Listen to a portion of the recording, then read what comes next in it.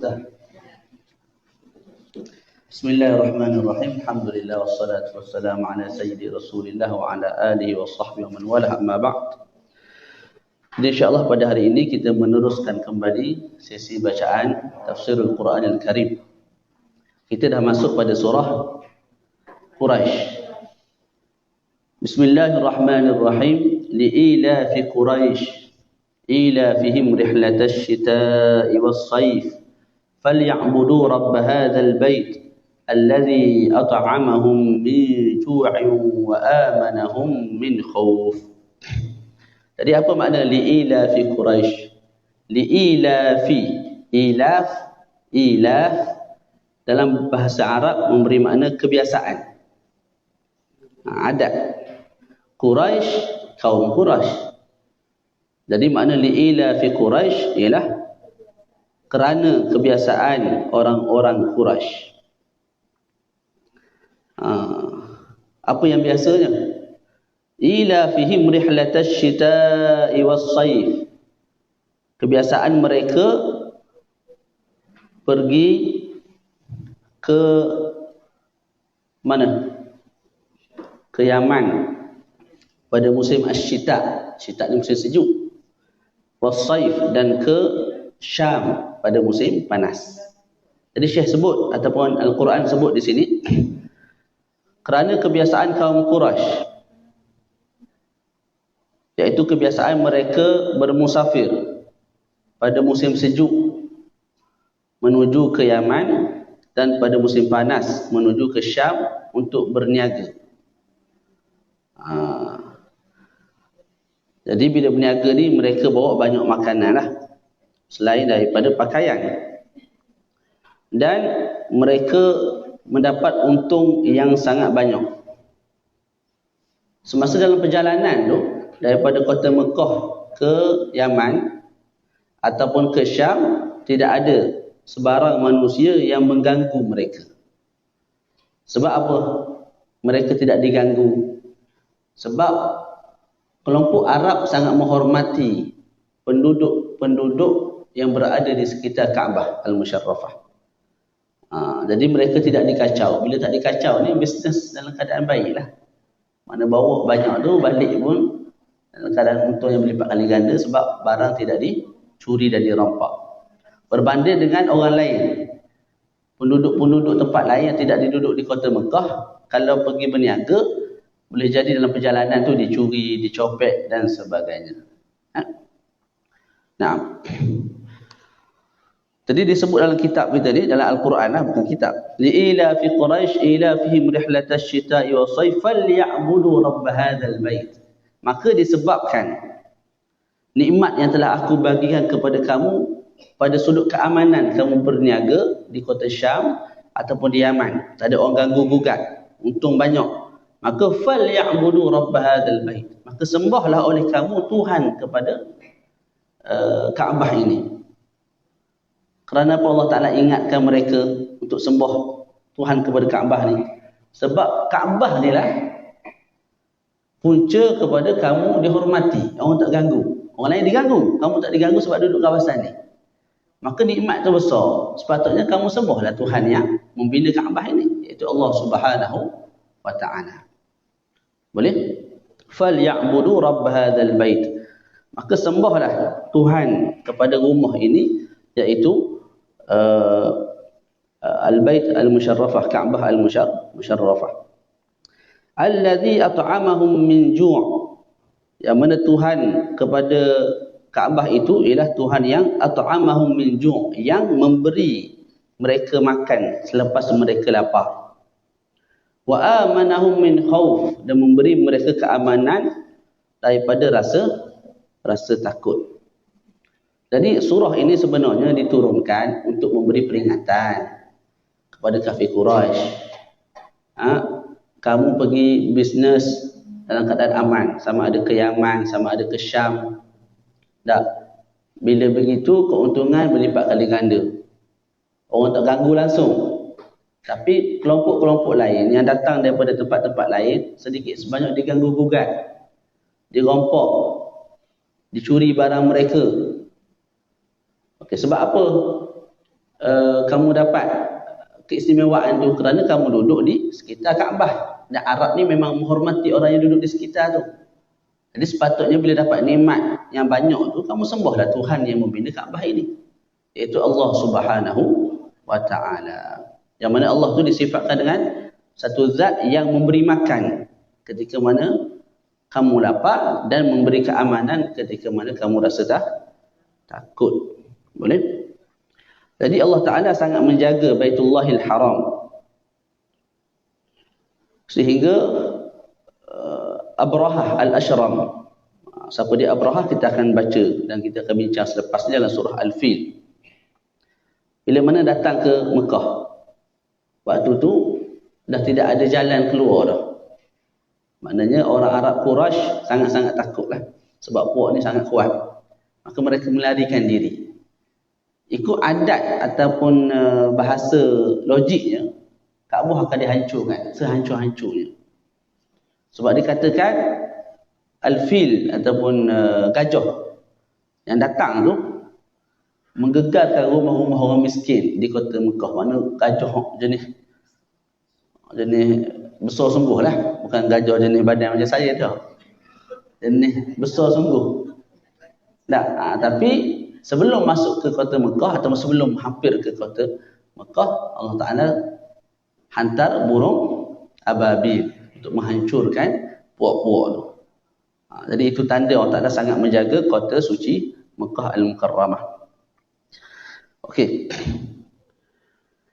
Bila Nabi baca ila fi Quraisy, ila fihim rihlatash shita'i was-saif, Nabi pun sebut kepada puak-puak kaum Quraisy, wahai hakum ya ma'syar Quraisy, celaka kamu. Wahai kelompok Quraisy, wahai orang Quraisy, ubudu rabb hadzal bait, sembah Tuhan kepada Kaabah ini. Allazi at'amakum min ju' wa amanakum min khauf, yang memberi kamu makan dan juga yang memberi keamanan kepada kamu bila mana kamu takut. Nabi baca ayat ni, maka Nabi sebut celaka kamu. Sebab apa? Sebab puak ni kekal tidak menyembah Allah Subhanahu wa Ta'ala. Jadi bila kita baca selepas ni ayat surah Quraisy ni, kita tahulah maknanya. Apa makna ila fi Quraisy ila fi rihlatash shita'i was-saif, kenapa diturunkan. Boleh? Nah. Kita berpindah pula kepada surah berikutnya. Ringkas je belajar ni. Janganlah lama sangat. Kan duduk satu surah 2 jam kan bosan pula. 10 minit berpindah surah lain pula. Banyak lagi surah nak baca. Tafsir suratil Fil, berpindah kepada surah gajah. Kenal gajah? Elephant. Orang di mana Kuantan panggil elephant. Dia juga panggil gajah. Ya Allah. Pengikut gajah. Tok gajah. Tok gajah. Pejuang kita. Kena buat filem satu. Mak kilau ada dah. Tok gajah tak keluar lagi. Ya Allah. Bismillahirrahmanirrahim. Alam tara kaifa fa'ala rabbuka bi ashabil fil. Maknanya, tidakkah engkau wahai Muhammad alaihi salatu wasallam perhatikan bagaimana Tuhanmu telah bertindak kepada pasukan bergajah. Itu Allah Ta'ala tanya Nabi, tidakkah sampai kepada kamu berita bagaimana Allah Ta'ala perlakukan ke atas tentera Abrahah, iaitu tentera bergajah. Alam yaj'al kaidahum fi tadlil, bukankah dia telah menjadikan tipu daya mereka itu sia-sia? Itu makna alam yaj'al kaidahum fi tadlil. Tidakkah Allah Ta'ala telah menjadikan usaha mereka, tipu daya mereka itu dalam kebinasaan ataupun sia. Wa arsala alaihim tayran ababil, dan Allah Ta'ala telah utuskan ke atas mereka tayran. Apa makna tayran? Burung ababil. Burung ababil. Ababil ni maksudnya ialah jamaat, mana kelompok-kelompok. Diterjemahkan dengan berbondong-bondong. Jadi maksudnya begini, wa arsala alaihim tayran ababil, Allah Ta'ala memutuskan ke atas ashabul fil tadi, orang kafir daripada pasukan bergajah dengan satu burung yang berbondong-bondong. Mana mari sekelompok buat turunkan batu yang kecil tu, kena kepada kumpulan Abrahah, mati. Lepas tu mari pula kelompok yang kedua, mari pula kelompok yang ketiga, itu mana? Ababil. Mana kelompok-kelompok berbondong-bondong. Selepas satu kumpulan, datang kumpulan yang lain. Selepas satu kumpulan, datang pula kumpulan yang lain. Naam. Tarmihim bihijaratin min sijil. Yang mana burung itu melontarkan dengan batu min sijil, daripada sijil. Batu sijil ni maknanya batu tanah yang keras. Tanah liat yang keras yang hampir-hampir menjadi seperti batu. Itu mana hijarah, batu yang min sijil. Maknanya ialah tanah yang keras yang hampir-hampir menjadi seperti batu. Itu mana apa? Hijarah min sijil. Faja'alahum ka'asfin ma'kul.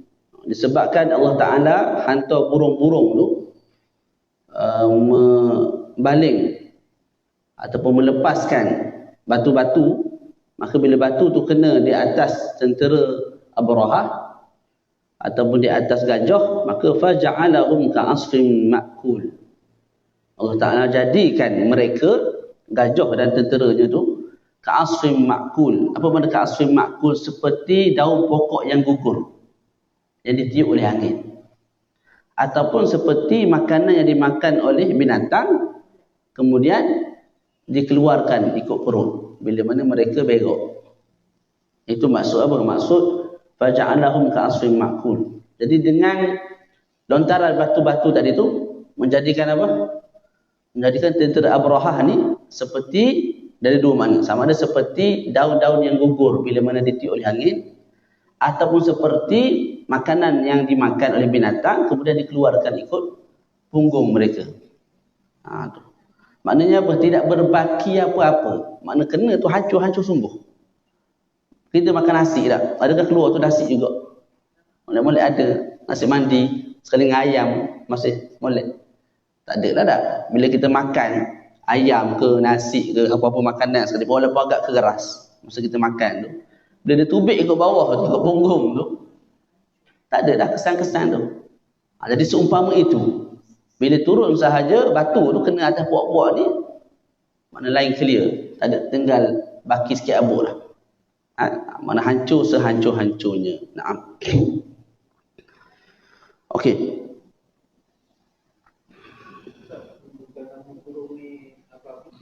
Ya? Burung tu kita panggil burung ababil sebab dia datang tu berjemaah. Maka dipanggil burung ababil. Burung yang datang berjemaah. Burung, spesifik burung tu burung unta ke, burung apa, gagak ke, burung dia kakak tua ke, yang tu Allah Alam. Kalau kita google ada burung ababil, keluar gambar. Tengok sikit kalau ada. Burung ababil. Ada, dia tunjuk gambar burung ababil.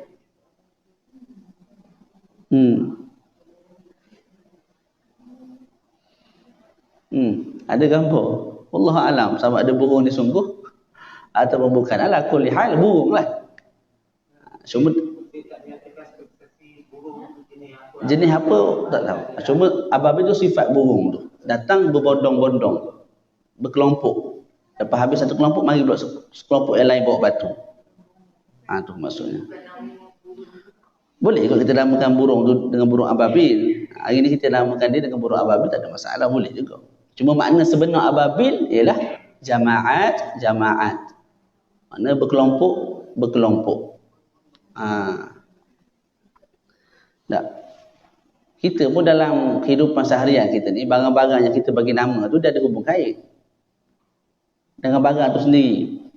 Betul tak? Contohnya apa? Aisyah. Sayyidatina Aisyah. Sebab apa nama Aisyah? Sebab daripada perkataan Aish, makna satu zat yang menghidupkan jiwa orang lain. Jadi dia ada hubung kait dengan diri orang tu. Benda-benda pun, contoh meja. Kenapa nama meja? Kenapa nama kerusi? Orang Melayu kita dulu letak nama, dia tak letak nama tiba-tiba begitu. Begitu ke Arab. Dia ada hubung kait dengan kata dasar asal. Contoh, qa'ada yaq'udu. Qa'ada ni duduk. Maka kursi namanya maq'ad, tempat duduk. Dia ambil daripada qa'ada. Sebab kita duduk aja tu kan, duduk. Qa'ada ni duduk, perbuatan duduk tu. Jadi tempat tu dijadikan tempat duduk namanya maq'ad. Apa yang saya nak sampaikan ialah setiap perkara, setiap benda tu bila kita bagi nama dia ada hubung kait dengan nama tu. Dia ada sebab kenapa dinamakan dengan nama tu. Betul tak? Selimut sebab apa nama selimut, semut sebab apa nama semut. Pergi cari sendirilah. Kita bukan nak syarah benda tu. Nah. Okey. Tempat Allah Alam. Tempat berlaku di sekitar Kaabah tu lah. Sebelum masuk ke kawasan Kaabah yang dekat. Mereka telah dihancurkan. Mereka tak sempat sentuh Kaabah pun telah dihancurkan. Tu kan. Mana dia kota Mekah lah. Okey. Naam. Okey. Kenapa surah ini diturunkan? Surah ini diturunkan adalah kerana orang Arab Quraisy bila mana dibantu oleh Allah Subhanahu Wa Taala pada sudut dijaganya kota suci tu, macam saya terang tadi. Hatta ketika Abrahah ni datang, semua penduduk lari sebab takut. Dalam situasi begitu pun masih Allah Ta'ala bantu hantar burung untuk jaga kota suci Mekah. Jadi puak-puak Quraisy dia berbangga. Dia berbangga, rasa syok, rasa koyak gitulah. Maka diturunkan ayat ini untuk bagi peringatan kepada mereka. Dan untuk mengajak mereka beriman kepada Allah Subhanahu Wa Ta'ala. Bukan terus kufur dengan nikmat dan juga kelebihan yang Allah Ta'ala berikan kepada mereka. Okey, kisah ni berlaku pada bila? Berlaku pada hari ataupun pada tahun Nabi SAW dilahirkan. Dan ini disebut oleh sebagian ulama sebagai irhasat. Irhas, apa irhas? Satu perkara yang mencari adat yang berlaku kepada bakal Nabi. Jadi Nabi baru lahir ketika tu. Belum dibangkit menjadi Rasul. Tapi ada perkara-perkara pelik. Bantuan-bantuan yang aneh, yang pelik, yang ajaib seperti ini. Itu kita panggil irhasat. Macam Nabi dibelah dada. 2-3 kali. Itu kita panggil irhas. Irhas. Dia berbeza dengan mukjizat. Mukjizatnya perkara yang mencari adat yang berlaku selepas seorang Nabi dibangkit menjadi Rasul. Itu panggil mukjizat. Macam mukjizat terbelahnya bulan. Mukjizat keluarnya air daripada tangan Nabi. Banyaklah mukjizat Nabi ni. Itu. Kalau berlaku kepada orang beriman, kita panggil apa? Perkara yang mencari adat yang berlaku kepada orang beriman, kita panggil karamah. Contohlah bangunan setinggi 15 tingkat runtuh. Dia duduk bawah sekali. Selamat. Itu karamah, kemuliaan. Tu. Boleh? Orang-orang yang baik diberi kemuliaan begitu. Begitu juga kalau kita dengar apa tu, terbang atas angin, berjalan atas air. Kalau jenis soleh sungguhlah, orang baik sungguh. Maka kemuliaan tu kita panggil sebagai karamah. Dia sebenarnya ada berapa? Ada 8 istilah. Yang pertama tadi irhas. Apa irhas? Irhas bis-sad. Irhas dengan sad. Irhas ni satu perkara yang mencari adat yang berlaku kepada para rasul, para nabi sebelum diberi wahyu. Macam dia belahnya dada baginda Nabi SAW. Dia belah sungguh ni.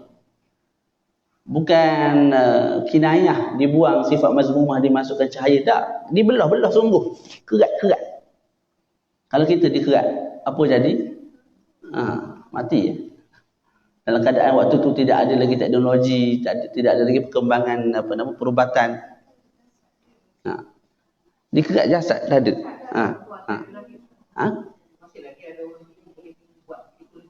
Sekarang?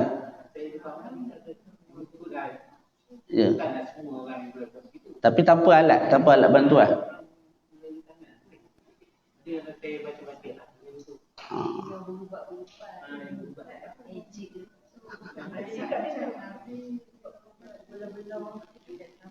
Tak, ni kerat dada. Lepas tu buat keluar jantung.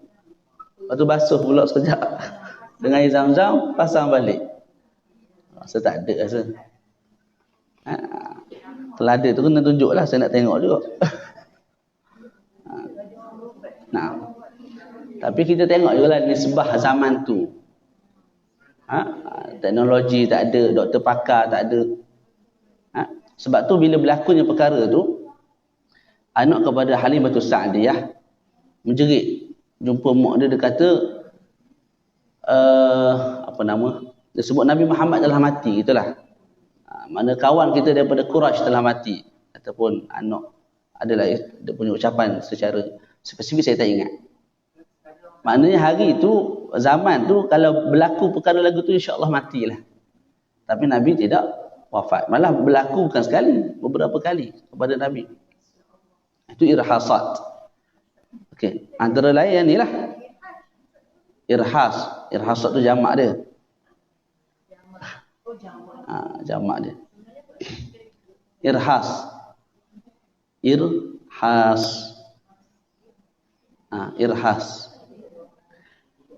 Yang kedua, mukjizat tadi. Perkara yang mencari adat yang berlaku selepas seseorang tu menjadi rasul. Mukjizat tu biasalah kita dengar. Yang ketiga, karamah. Sesuatu yang terzahir kepada orang yang mengikut Al-Quran Sunnah. Orang yang baiklah. Orang yang soleh. Tapi kita kena faham juga kalau berlaku pada orang yang bukan soleh, itu bukan karamah. Itu kita panggil al-ihanah ataupun al-istidraj. Contoh, orang tu sembahyang pun tak jaga, puasa pun tak, tapi makin kaya. Itu istidraj. Allah Ta'ala bagi nikmat untuk sesatkan dia. Sesatkan. Maknanya akhirat nanti nak balun tu puas hati lah. Faham tak? Nak balun tu puas hati. Sebab memang sesat sungguh. Itu istidraj. Ada al-ihanah. Al-ihanah ni penghinaan. Perkara yang mencari adat yang berlaku pada orang jahat. Contoh yang berlaku pada Musailamah al-Kadzab. Seorang manusia yang mendakwa menjadi rasul. Tak? Ada sekali tu punca air tak berapa nak molek. Mungkin sebabkan rasa tak molek ataupun air tu tak banyak. Maka orang suruh Musailamatul Kadzab, apa nama tu? Ludah. Dia pun ludah. Bila ludah daripada ada air sikit tu tak ada air. Okey apa? Sebab Musailamatul Kadzab pergi ludah. Berbeza kalau Nabi ludah daripada tak ada jadi ada. Jadi banyak. Itu mukjizat. Ada al-i'anah. Al-i'anah ni pertolongan biasa. Pertolongan. Pertolongan ni mana berlaku kat kita. Orang yang biasa ni taklah soleh sangat, tapi taklah jahat sangat. Berlaku kat kita. Itu pertolongan Allah Subhanahu Wa Ta'ala. Contohlah naik kereta bawa 295 kelajuan tu. Mana tekan habis tu. Lepas tu aksiden. Kereta tu hancur, kita mula-mula ada sihat. Mana tak ada luka apa. Itu al-i'anah, bantuan Allah Subhanahu Wa Ta'ala. Bantuan. Al-i'anah, bantuan. Bahasa Melajunya bantuan. Okay. Boleh? Okey. Jadi apa yang berlaku dekat Nabi ni ialah kita panggil irhasat. Perkara yang mencari adat yang berlaku kepada Nabi sebelum Nabi dibangkit menjadi Rasul. Okey.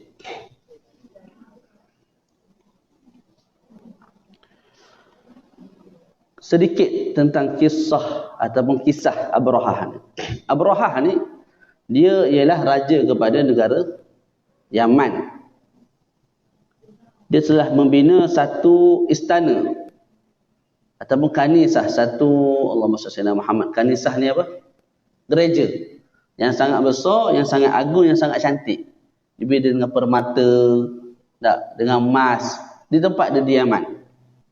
Tujuannya apa? Tujuan dia ialah nak tarik orang yang pergi haji tu, pergi pusing Kaabah tu. Tak pergi sana, mari sini. Ke Sana'a di Yaman, nak pusing aku punya apa nama? Kaabah dia lah. Kanisah dia tu. Kemudian perkara tu didengari oleh orang Arab.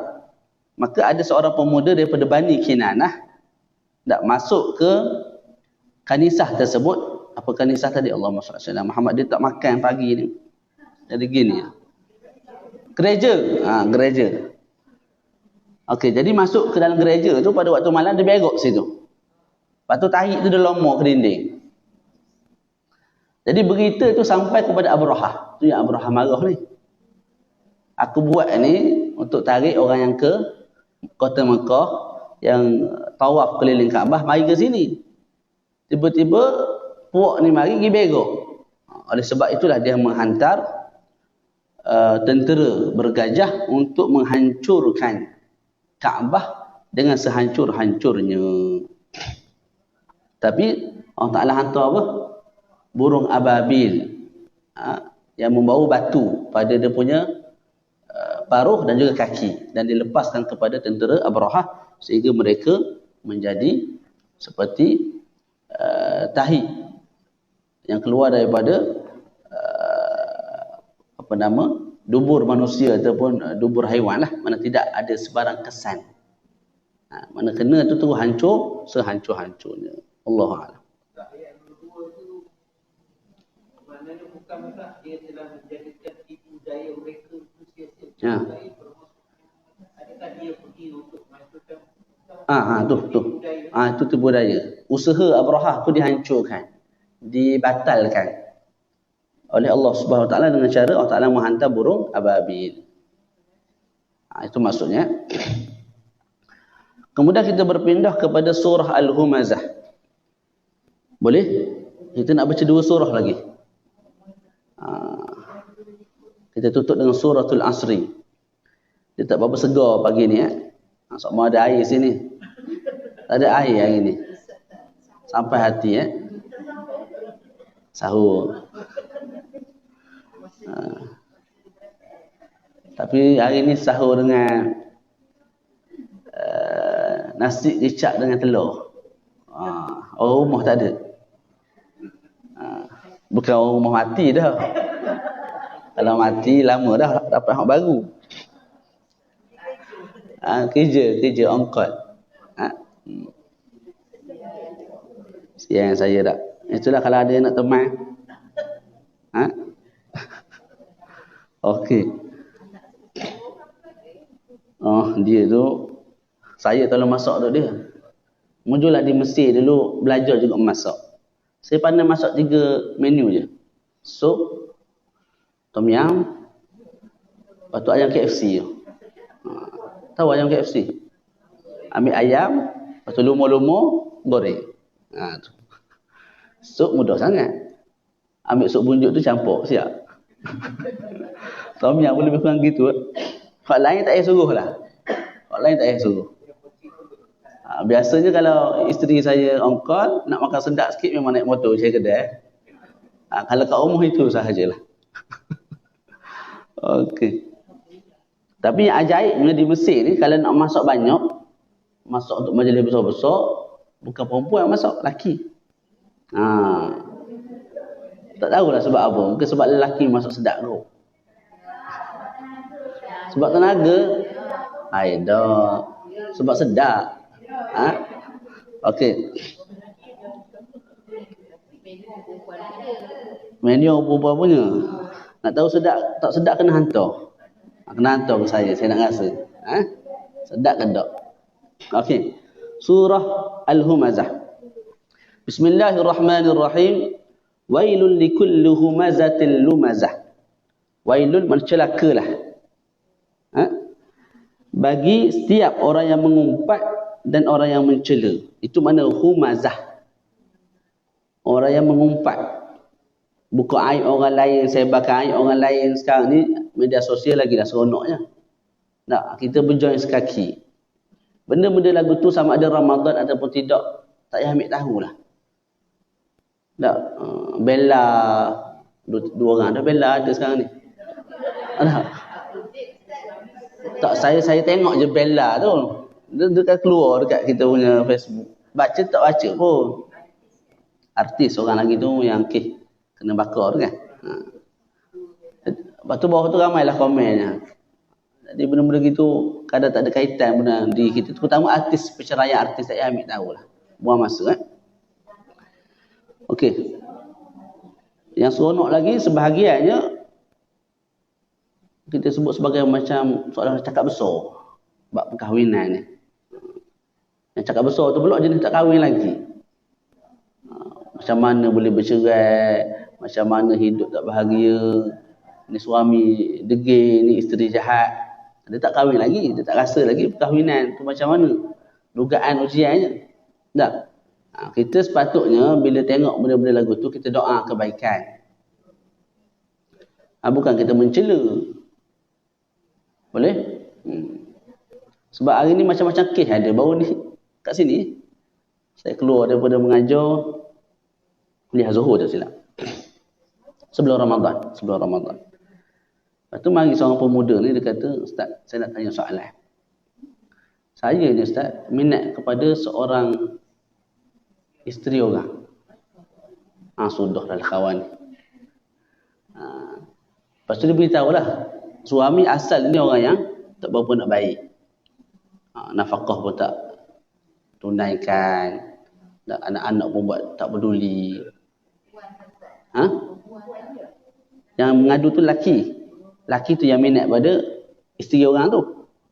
Tadi dia tanya saya, dia tanya tu, saya nampak cara style dia ni, dia nak suruh aku cakap, boleh kahwin ni. Tak, tanya dia style, cara dia tanya tu, nak suruh saya keluarkan fatwa, awak boleh kahwin. Tapi saya dapat kawal diri lah. Saya sebut macam ni. Pertama, awak cuba dapatkan balik hubungan dia, perempuan tu dengan suami dia. Itu yang sepatutnya kita usahakan sebab ada anak. Tapi kalau isteri pun tak nak, suami pun tak nak, maka perceraian tu biar berlaku secara hitam putih di pejabat agama. Sebab apa? Kalau tak ada hitam putih awak kahwin, nanti setahun 2 tahun berlaku masalah lain pula. Sebab dia faham lagu ni. Kan masa kita akad nikah tu, habis lafaz akad nikah tu kita ada buat taklik. Kalau tak bagi nafkah berapa bulan? 3 bulan berturut-turut, maka jatuh talak 1. Jadi kalau tak bagi sungguh tanpa sebarang uzur, jatuh dah talak. Jadi sudut zahir nampak jatuh dah talak. Tapi bila tidak ada hitam putih ni, dia jadi masalah besar nanti. Jadi itulah saya pesan. Masa 2 bulan balik kos pusing, kok sana pusing, kok sini. Nak juga jawapan kata boleh bernikah sekarang. Saya sebut tak boleh. Malah awak kena baikkan, kena rapatkan balik hubungan dua orang tu selagi mampu. Kalau tak boleh juga perceraian tu biar berlaku dengan cara undang-undang lah untuk kebaikan awak pada masa-masa akan datang. Jadi macam-macam kes lah yang kita tengok dan baca di Facebook, alam realiti kita ni. Jadi oleh sebab yang demikian, perkara-perkara yang tak sepatutnya kita masuk campur, kita jangan masuk campur. Boleh? Jadi wailun likulli humazatil lumazah. Celakalah setiap orang yang mengumpat. Dan juga lumazah. Apa makna lumazah? Menghina, mengejek, mengumpat tapi dengan cara isyarat. Mencela dengan cara isyarat. Isyarat apa? Isyarat mata dan juga kening. Contohlah ada orang mari tempang. Kita pun pandang kawan kita. Lepas tu kawan kita pun gelak. Dia tak perasan. Itu kita sebut lumazah. Kalau humazah guna mulut. Ngumpat, maki hamu, membawang lah bahasa orang ini. Tak. Humazah dengan mulut. Lumazah guna isyarat mata dan isyarat kening ni. Semua isyarat lah sebenarnya, bukan mesti dengan mata. Nah. Jadi disebut dalam Quran, celakalah setiap orang yang mengumpat dan juga mencela dengan isyarat. Okey. Ayat ni sebenarnya turun kepada seorang pemuda namanya Akhnas, Al-Akhnas bin Syariq. Iaitu seorang kafir atau pala pengat di kota Mekah. Beliau menghina dan mengejek orang. Malah dia menghina juga baginda Nabi SAW. Sehingga menghina dan mengejek, memperendahkan orang tu jadi tabiat dia. Jumpa orang mesti mengumpat. Jumpa orang mesti memperlekehkan orang lain. Ada jadi pasien dia dah. Sebab apa? Dilatih hari demi hari. Okey. Cumanya, adakah celaan ini hanya untuk Al-Akhnas bin Syariq? Mana wailun, celakalah setiap orang yang mengumpat dan orang yang mencela guna isyarat. Adakah hanya untuk Akhnas bin Syariq saja kecelakaan tu? Tak. Tidak. Sebab tu disebut likulli, bagi setiap. Mana sama ada Syariq, sama ada Al-Akhnas bin Syariq ataupun selain daripada tu, daripada kalangan umat Islam ataupun bukan Islam. Yang mengumpat ni memang hukumnya apa? Haram dan celakalah. Maknanya kebinasaan, neraka lah tempat dia. Nah. Kemudian disebut allazi jama'a malan wa 'addadah. Ini Allah Taala mula mengira dan membilang sifat-sifat yang jelek yang ada pada orang yang suka mengumpat dan mencela. Apa sifat mereka? Allazi jama'a malan wa 'addadah. Yang menghimpunkan harta. Wa'addadah, dan juga yang mengira harta. Itu sifat yang tercela lah. Jadi kita kira juga, simpan juga harta untuk emergency yang akan datang. Adakah kita termasuk di bawah larangan ini? Tak. Larangan ini untuk orang yang kumpul semata-mata, tak bagi kepada orang lain. Zakat yang wajib tak buat keluar, sama ada zakat harta, zakat fitrah, zakat perniagaan. Lepas tu sedekah pun kedekut nak mampu. Jiran miskin pun buat tak tahu. Tu. Jadi celaan ini menuju kepada mereka. Boleh? Naam. Yahsabu anna ma lahu akhladah. Sifat orang yang mencela dan mengumpat juga ialah mereka yang mengumpul harta, mengira harta, dan mereka menyangka. Yahsabu, mana mereka menyangka annama lahu, harta mereka tu boleh mengekalkan mereka hidup di dunia ni. Mereka sangka dengan harta yang banyak tu mereka boleh hidup sampai bila-bila tak mati. Boleh? Ni orang jahil sungguh lah ni. Orang yang terlalu lalai. Sebab apa? Kematian ni berlaku tiap hari. Itulah pula hari ni. Kalau dulu-dulu mungkin tak sampai begitu mati tu, telinga kita mungkin agak susah lah. Hari ni media sosial ada semua. Tapi dia masih menganggap dan menyangka dengan harta tu boleh menyebabkan dia kekal hidup di dunia ni. Kalla la yumbadanna fil hutamah. Maka Allah Ta'ala sebut apa? Kalla. Apa kalla? Sesekali tidak. Pasti dia akan dilemparkan ke dalam neraka hutamah. Kalla. Sesekali tidak. Mana kesangkaan dia tadi tu salah. Tak tepat sama sekali. Malah harta yang dikumpul tu, yang akhir sekali menyebabkan dia kupik, kedekut, tak keluar zakat, itu akan menyebabkan dia dilempar dalam al-hutamah, neraka. Disebut layung bazan. Layung bazan ni, kalau bahasa Arab, maknanya ni, ambil batu lempar. Ambil batu lempar. Jadi kat sini Allah Ta'ala sebut manusia tu dilempar. Seolah-olah seperti batu. Ini satu isyarat nak menghina orang tu. Seolah-olah tak ada nilai langsung. Sampai diambil, dilempar dalam api. Dilempar dalam api. Boleh? Nah. Kita kalau masuk Pak Mak Western punya daging tu, adakah kita lempar? Tak, kita letak elok-elok. Mana ada kemuliaan lagi lah pada makanan tu. Hak kita lempar ni bila? Hak busuk kita lempar. Faham tak? Jadi kat sini disebut layung badan, dilempar. Mana nak kata jelek sungguh kamu ni. Tak ada nilai langsung di sisi Allah Subhanahu Wa Taala sehingga dilempar ke dalam neraka. Okey. Kemudian disebut wama adraka mal hutamah. Apa maksudnya? Dan tahukah kamu apakah neraka hutamah itu? Ini banyak ni. Style ataupun uslub begini. Orang Taala sebut, orang tanya balik. Allah sebut, Allah tanya balik. Supaya apa? Kita ambil perhatian. Jadi sebelum tu dikatakan la yumbadhanna fil hutamah. Dia akan dicampur dalam neraka hutamah. Kamu tahu tak? Kenapa neraka hutamah? Maka disebut narullahil muqadah. Neraka al-hutamah ialah api Allah Ta'ala yang al-muqadah, yang menyala-nyala.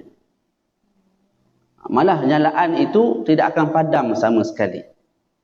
Dalam sebuah hadis, riwayat Imam Tirmizi mengatakan, anna jahannama uqida 'alaiha 100 'am hatta iswaddat. Fahiya sauda muzlimah. Maknanya, api neraka Jahannam dibakar sehingga 100 tahun. Sehingga berapa tahun? 100 tahun. Api ni asalnya warna apa? Yang kita sama tengok di rumah tu lah, biru campur dengan merah. Itu biasa punya level.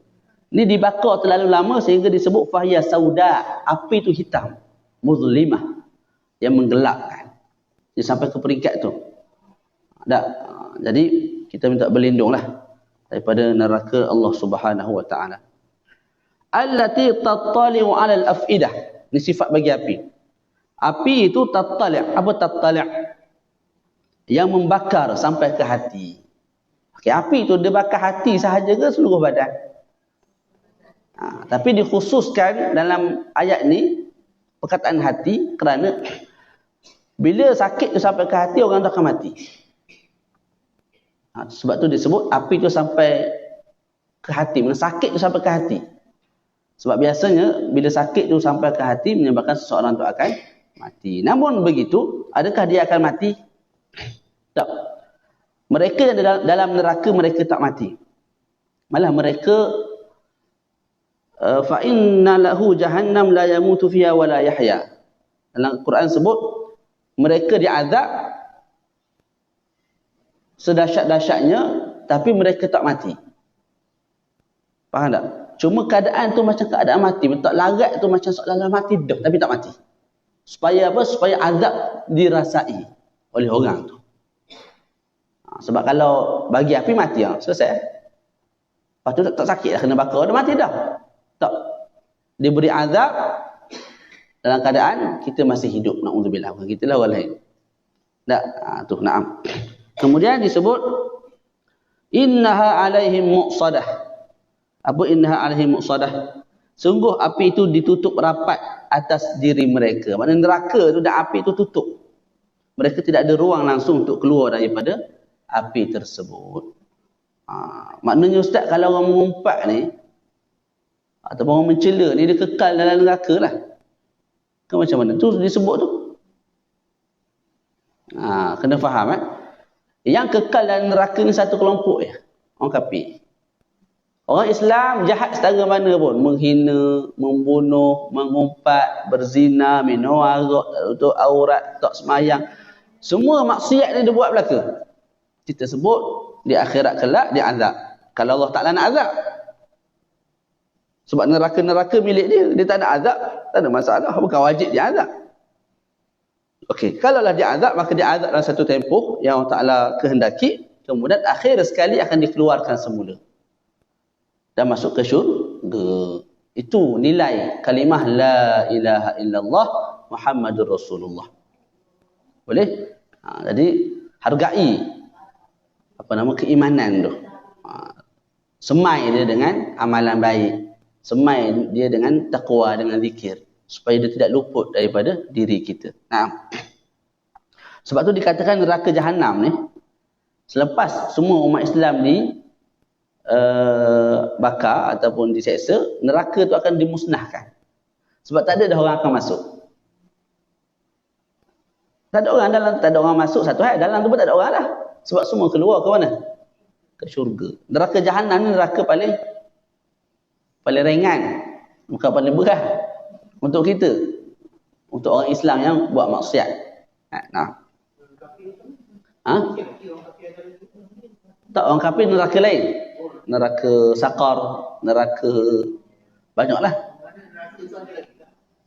Tak, neraka ni ada 7 ke 8? 7. Umat Islam dalam neraka Jahannam yang buat maksiat kepada Allah Ta'ala. Selepas semua diazab, dikatakan dimusnahkan. Sebagai ulama kata dikatakan dimusnahkan. Jadi neraka lain kekal lah, sebab orang kafir kekal diazab sampai bila-bila. Kemudian disebut fi amadin mumaddadah, sedang mereka itu diikat pada tiang-tiang yang panjang. Diikat pada tiang-tiang yang panjang. Diikat pada tangan, pada kaki dan juga pada tengkuk.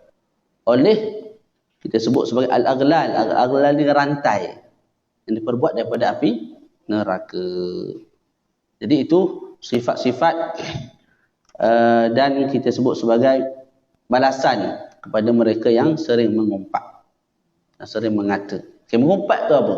Duk mengumpat tu apa? Yang mengumpat ni susah nak jaga sebenarnya. Atau ustaz-ustaz pun. Betul. Mengumpat ni susah sangat nak jaga. Mengumpatlah zikruka akhakal muslim ma yakrah walau kunta sadiqa.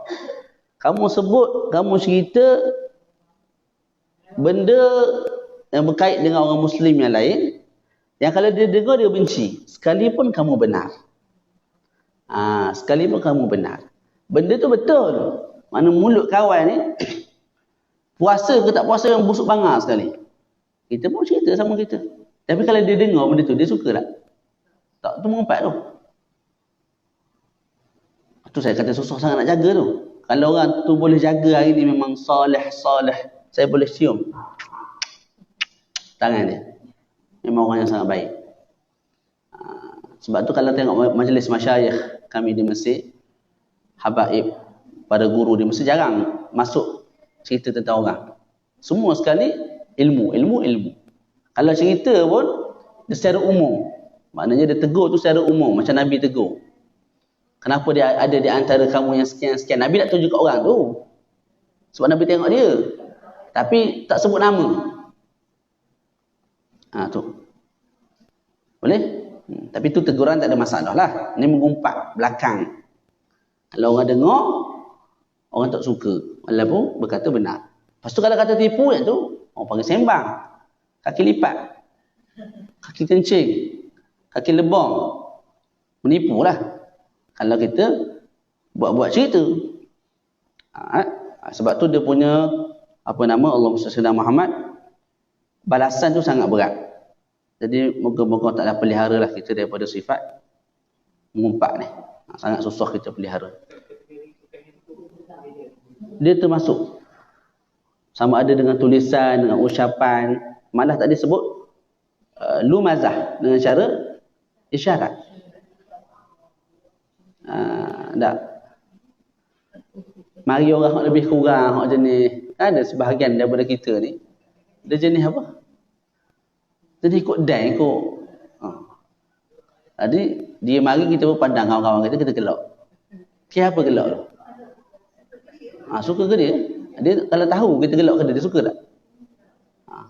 Termasuk tu. Alhamdulillah. Kalau dia tak kisah tak ada masalah. Yang tu tak ada masalah. Contoh, kita kat tempat ni ada 2 orang nama Ali. Ataupun 3-4 orang lah, 4 orang Ali. Jadi nak bezakan antara satu sama lain tu, kita sebut ni Ali pendek, ni Ali gemuk, ni Ali panjang, ni Ali tempang. Mereka ni bila dengar tu, mereka tak marah. Beres tak ada masalah. Sebab memang kita cerita tu benda benar. Yang kedua, mereka tak marah. Jadi tu bukan mengumpat. Mari dah Ali tempang. Ada orang tanya, rumah Ali kat mana? Rumah Ali mana? Kita tanya dia balik. Nak pastikan Ali tu Ali yang mana sebab ada 4 orang Ali. Yang tu tak ada masalah untuk tujuan-tujuan begitu. Satu lagi insya-Allah surah Al-Asr. Boleh ke nak berhenti dah? Ini sekejap 5 minit. Bismillahirrahmanirrahim wal 'asr. Bacaan tu. Belakang tu ada ra. Jadi jangan berhenti pada sad wal 'asr. Salah. Wal 'asr. Dengar sikit tu. Wal 'asr. Wal 'asr. Nah.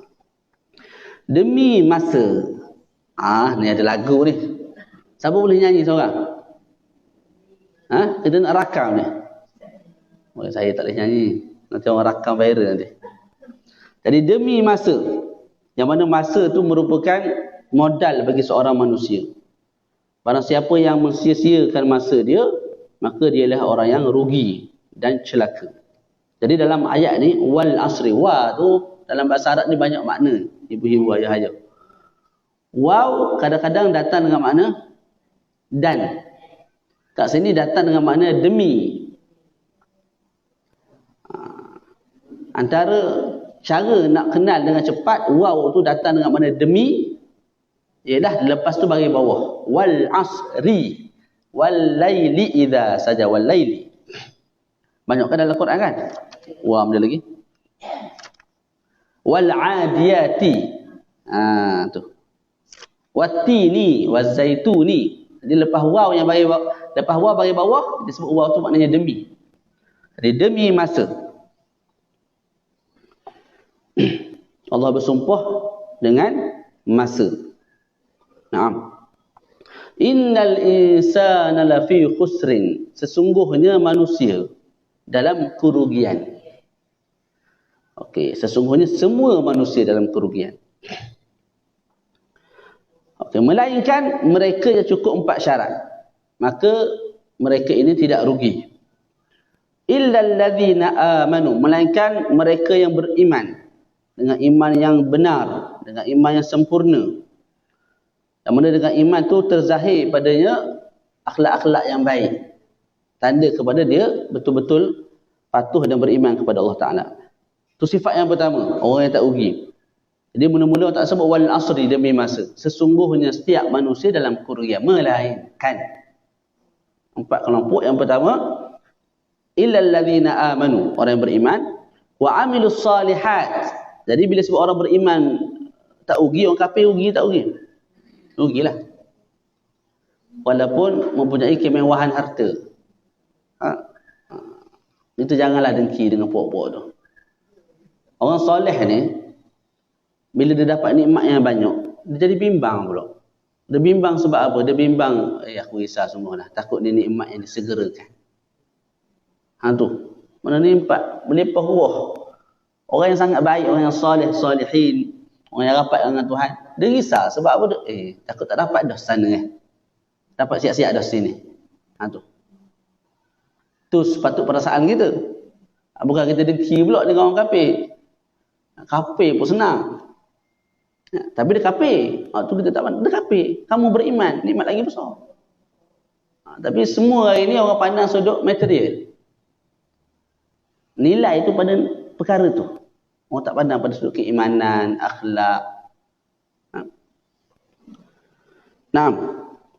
Wa amilus salihat, dan beramal dengan amalan yang salih. Amal yang baik. Iaitu individu dan kelompok yang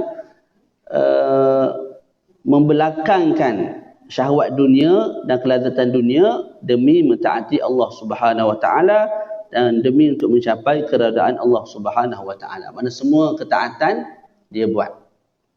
Yang wajib lah. Yang sunat pun dia usaha sebaik mungkin untuk perbanyakkan.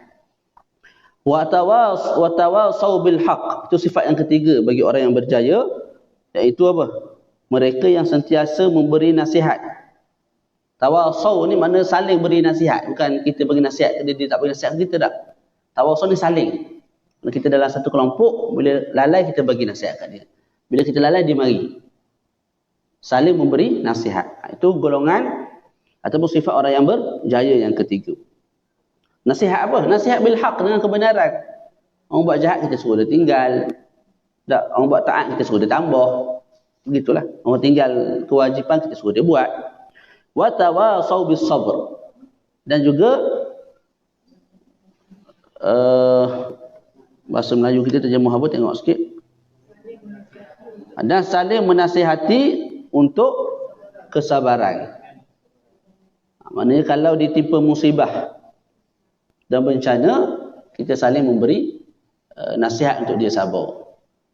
Okay. Akidah Ahlussunnah wal Jamaah, setiap perkara yang berlaku semua telah ditetapkan, bukan baru ditetapkan semalam kemarin tak. Semua telah ditetapkan. Jadi bila kita faham begitu, apa-apa musibah kita terima, kita dapat, kita akan terima dengan redha. Kalau tak redha waktu tu, lepas-lepas tu sekurang-kurangnya mari perasaan redha. Allah, lupa, rupanya semua ni memang ditetapkan dah. Tak, sepatutnya kita terima dengan hati yang lapang dan terbuka. Kemiskinan kita, kekayaan kita, anak kita perangai lagu ni, bini kita perangai lagu ni, suami kita, faham tak? Kalau berkahwin 4-5 kali bercerai dapat suami yang tu, semua tu telah ditetapkan oleh Allah Subhanahu Wa Taala. Di Palestin yang berlaku, ada juga orang tanya, aina Allah? Mana Allah ketika waktu ini? Ada orang Taala, ada. Allah Taala tetapkan begitu. Sebab apa? Sebab dunia ni memang tempat ujian. Awal surah apa? Al-Mulk. Adakah kami akan hidupkan kamu tanpa sebarang ujian? Mana nak masukkan ke syurga free begitu? Dah, akan ada ujian. Jadi ujian orang tu berbeza-beza. Dan mereka faham perkara tu dan mereka hadap dengan baik. Sebab tu mereka tak keluar daripada kota Palestin. Daripada Palestin. Sedangkan tempat untuk mereka pindah dah siap dah. Ataupun mungkin hampir siap di Sinai, di Mesir. Tapi mereka faham tanggungjawab jaga kota suci tu daripada diserahkan kepada puak-puak Zionis. Tanggungjawab di atas bahu mereka. Maka mereka bertahan. Boleh? Naam. Okey, jadi kesimpulan dia, demi masa sesungguhnya seluruh manusia dalam kecelakaan, kerugian melainkan 4 golongan. Pertama, orang yang beriman. Yang kedua, orang yang beramal saleh. Yang ketiga, orang yang saling memberi nasihat dengan kebenaran dan memberi nasihat untuk bersabar bila mana ditimpa musibah. Kata Al-Imam Syafi'i radhiyallahu taala anhu, "Law lam yunzal ataupun lam yunzilillahu minal Qur'ani siwa hadhihi surah al-karimah lakafat an-nasa." Manakala Allah tidak turunkan kepada manusia melainkan surah ni je. Mana Quran ni semua tak diturunkan melainkan surah Wal Asr yang ada 3 ayat dia. Maka sudah memadai untuk seluruh manusia. Sebab apa? Sebab dalam dia tu ada ciri-ciri orang yang berjaya. Itu nak kata besar surah ini memberi makna yang sangat besar kepada diri kita. Nah. Yang terakhir, ini yang disebut oleh Al-Imam Ibnu Katsir dalam tafsir beliau. Sahabat Nabi ni bila bertemu, 2 orang bertemu kan. Ada sebahagian daripada mereka akan membacakan surah ini kepada yang lain. Lepas tu kawan dia pun baca surah ni. Tentu saya bertemu dengan Zaid. Saya pun baca. Wal asri innal insana lafi khusr. Dia pun baca kepada saya. Kemudian kami bagi salam, kami berpisah. Nak beritahu dalam surah ini, surah yang sependek ini, yang seringkah ini, 2 baris je. Ada unsur-unsur dan ada poin-poin penting untuk kita berjaya di dunia dan di akhirat. Wallahu ta'ala a'la wa a'lam bis-shawab. InsyaAllah pada sesi akan datang kita baca surah At-Takatsur, surah Al-Qari'ah, surah Al-Adiyat. 3 surah je tu, panjang gaya. Kalau sempat surah Al-Zalzalah sekali. Ada sebarang soalan? Lama sikit hari ni. Ada sebarang soalan? Tak ada. Okey, cukup sekadar tu. Ya sila. Sebab kita bersyarat ke apa, kebanyakan orang yang membaca surah ini untuk peringatan kepada kita semua. Soalannya? Surah ini dibaca oleh kebanyakan orang yang baca tu untuk dapatkan pahala daripada sini. Daripada ayat yang kita baca ni lah. Yang beriman menjadi kebajikan. Ya. Yang tu saya bawa balik minggu depan insya-Allah. Kalau ada hadis ataupun dalil yang jelas yang menunjukkan perkara tu. Saya rasa ada, saya tengok. Tapi pengamalan kita memang begitulah. Tak salah baca tu. Saya bukan kata salah. Cuma adakah hadis yang ada jelas anjuran untuk kita baca tu, saya tak pasti. Saya tak pernah baca ke ataupun baca terlupa ke. Itu saya akan bawa balik pada awal kelas minggu depan, insya-Allah. Barakallahu fiik. Ada soalan lain? Jadi kita tutup majlis kita dengan tasbih kafarah dan suratul Asr. Subhanakallahumma bihamdika asyhadu an la ilaha illa anta astaghfiruka wa atubu ilaik. Bismillahirrahmanirrahim. Al-'asri innal insana lafi khusr illa alladhina amanu wa 'amilus solihati wa tawassaw bil haqqi wa tawassaw bis sabr. Assalamualaikum warahmatullahi taala wabarakatuh.